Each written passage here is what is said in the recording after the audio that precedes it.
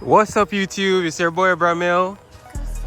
I just wanted to document this moment because, yeah, I don't even know what to say 100%, bro, but it's self-explanatory, bro. The motor blew.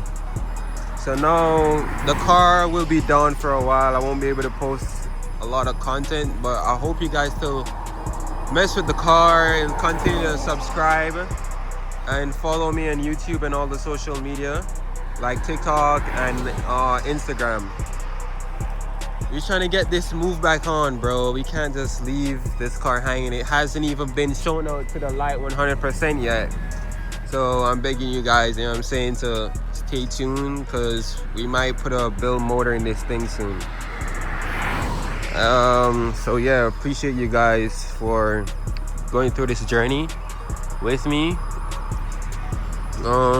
Yeah, it's just a little short video. Thank you so much, appreciate it.